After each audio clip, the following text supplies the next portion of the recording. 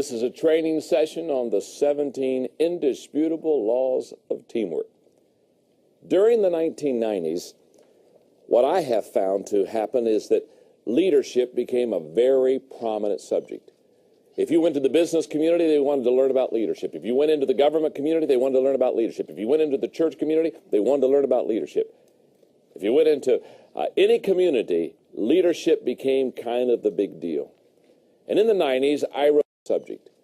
If you went to the business community, they wanted to learn about leadership. If you went into the government, several books on the subject of leadership. In 1993, I wrote a book called Developing the Leader Within You, helping people develop themselves as leaders. As a complementary book, the year later, I wrote a book called Developing the Leaders Around You, kind of helping a leader develop leaders around him or her. And then in 1997, I wrote a book that was kind of a soft leadership book called Becoming a Person of Influence. Again, how to have influence with people, basically how to become a better leader with people. In 1998, I wrote a book that has become very popular, The 21 Irrefutable Laws of Leadership. This has been used major in the business community, government community, the church community. And this was a book that helped people understand that there were certain laws that if they learned those laws, if they obeyed and followed those laws, they would become very effective as a leader. And I followed the 21 Irrefutable Laws of Leadership with a book entitled The 21 Indispensable Qualities. I talked about what are the qualities that need to be inside a person to be the leader that they really want to become. Then I followed that up with a kind of a Christian religious leadership book called The 21 Most Powerful Minutes in a Leader's Day, where I took the 21 laws and applied it to biblical characters so that people could, again, identify the laws with people who really did a good job with them. Okay.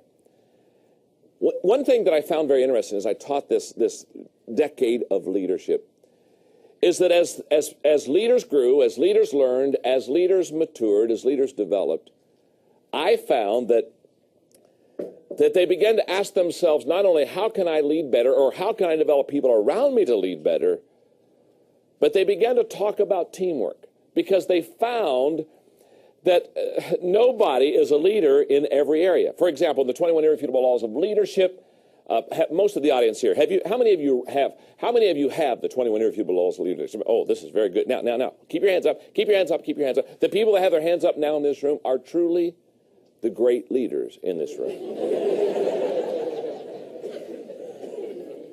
Now, you noticed, didn't you? You noticed I did not ask how many have read the 21 Irrefutable. That's way too big of a risk. I'm not going there. I wouldn't touch that with a 10-foot pole. Okay. Now, anybody that has read the 21 Irrefutable Laws of Leadership, the first thing they come to the realization is that they're not good in all 21 laws. Is that not true? Let me just ask you, how many of you probably fell a little short in at least 2 or 3 of the 21 Irrefutable Laws? Okay, thank you very much. Now, the reason I asked that question, the reason there's such laughter in the audience is because anybody that takes the 21 Irrefutable Laws of Leadership book and begins to dissect and learn those laws understands quickly that in some laws they excel and in some laws they do not. Now, that's where teamwork comes in.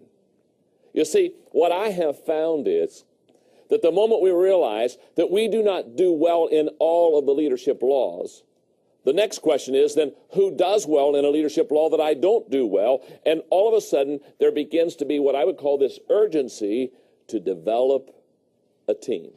Does that make sense? Because teamwork matures, teamwork takes leadership and allows it to be what it really needs to become. Now, this is going to show my age, but there was an old commercial, I don't know, maybe 10 years ago, on Bo Jackson, who played 2 sports. Remember, he played football and baseball, and it was kind of I think it was a Nike commercial, kind of a bow nose deal, and basically, how many of you remember the bow nose? Okay, well, most of you as old as I am, okay. Well, you know the story of how supposedly it was kind of a tongue-in-cheek thing, that Bo knows everything, and so Wayne Gretzky says Bo knows hockey, and obviously, the obvious conclusion of the commercial was, even Bo Jackson doesn't know everything. And the conclusion that any person that studies leadership will come up to, if they really understand leadership, is that it's obvious that you aren't a good leader in every area. Therefore, the need for teamwork. And that's what this training series is all about. Now, I need to do one more thing, and then we're going to teach the first law of teamwork. Here's what I need you to understand. If I were sitting where you are, and I would be taking the notes that you're taking, I would be asking myself the question, what makes a teamwork law truly a law? I mean, why don't you say, John, this is a teamwork thought, or this is a teamwork principle, or this is a teamwork idea?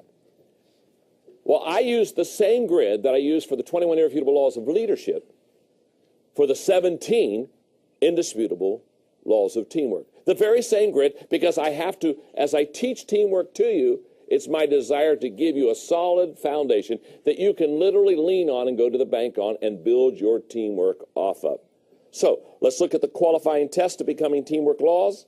There are 4 of them. Number 1, they're not based on culture, gender, or age. Very simply stated,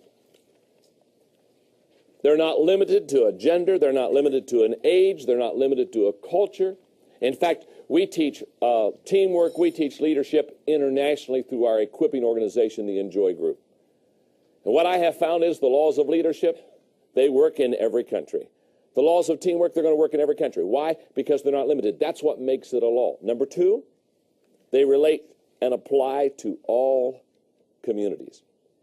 They apply to the business community, they apply to the government community, they apply to the religious community, they apply to the academic community. In other words, these teamwork laws will work anywhere. As you view this video, and as you study teamwork, no matter what your situation, these laws will work in it. Number 3, they are recognized by other teammates as teamwork laws. In other words, very simply, we just sit down with players on teams and we ask them very, very pointedly, are these teamwork laws working? Is this truly a law? Is this something you can really go to the bank on? And finally, number 4, they stand the test of time.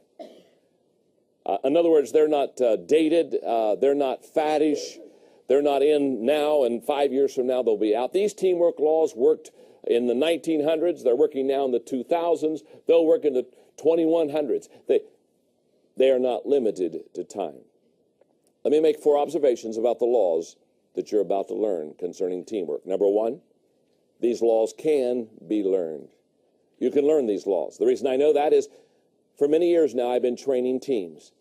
For many years I've been developing team members. I could put a name behind every teamwork law that you're going to study. I promise you, you can learn these laws. Now, I want you to just look at your neighbor and I want you to say to him right now, even you can learn these laws.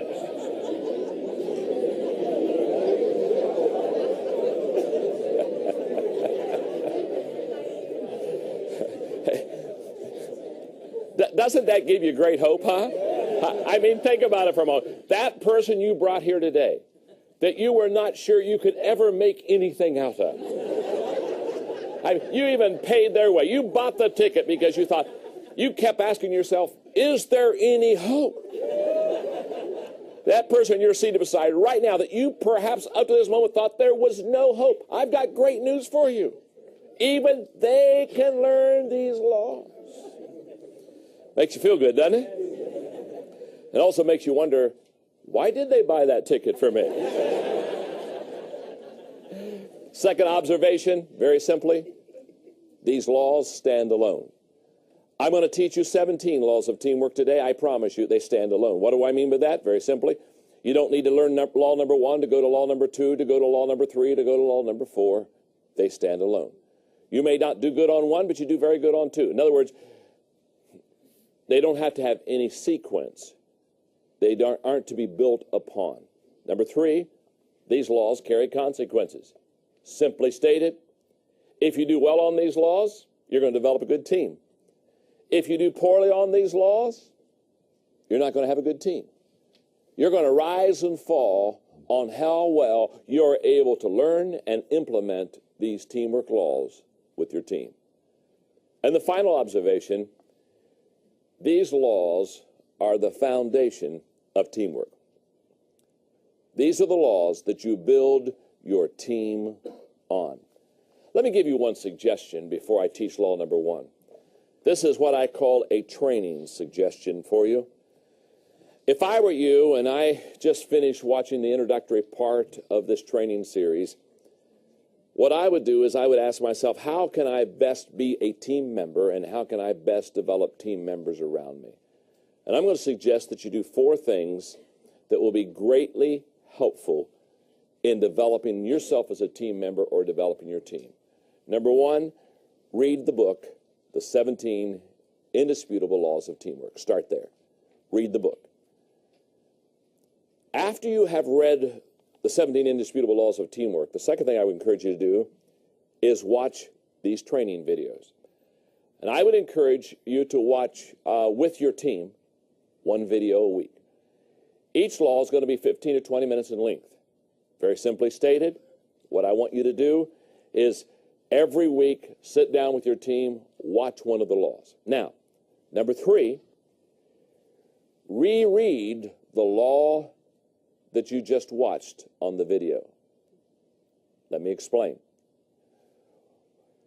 As you have now watched me teach it on video, go back to that law, and you have probably 7 days before you go to the next video, the next law, the next training session.